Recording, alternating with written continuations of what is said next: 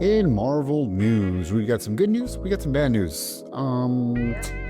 Let's rip the band-aid off first. So it looks like we have some books that are being canned from the House of Ideas. NYX, X Factor, and X Force are all ending with issue number 10. Looks like this was a bit of a surprise to our writers, from what I understand. They all had to close out their books pretty early and wrap up their storylines in order for the cuts. Personally, I enjoyed NYX. It was a pretty cool story with the theme of all these heroes in New York just trying to build off of the underground, and then we'd have Hellion rising up to become a new powerhouse in the mutant world. X Factor was cool. It was very... everybody was free. It was a free-for-all for all our characters. People were dying in the first issue, second issues, throughout the whole thing. Like, nobody was safe.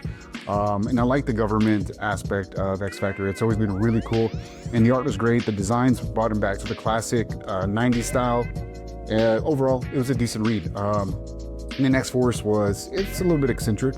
In there, we were traveling multiverses and whatnot. And the storyline was pretty cool, but it was, I don't know, it felt like it was a little heavy with they were in charge of making sure the multiverse and world didn't end, but the art was all right. The team wasn't too bad, but it sucks if you were collecting those. I personally wasn't collecting those, so if you were, so sorry for you.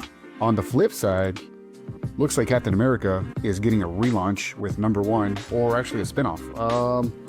Captain America is starting off with an issue 1 from Chip Zdarsky and Valerio Schiti. Sorry. And Chip is a fucking great fucking author. If you enjoyed his Batman runs, and of course his classic Daredevil, the new readers are allowed to be excited. And Valerio is a fucking great artist. I personally am going to be collecting this.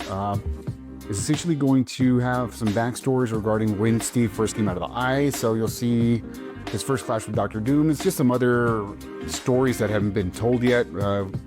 Side stories of, again, his time coming back into the new world. But we get that relaunch. Looks like that will be coming July. So we did get a look at the designs.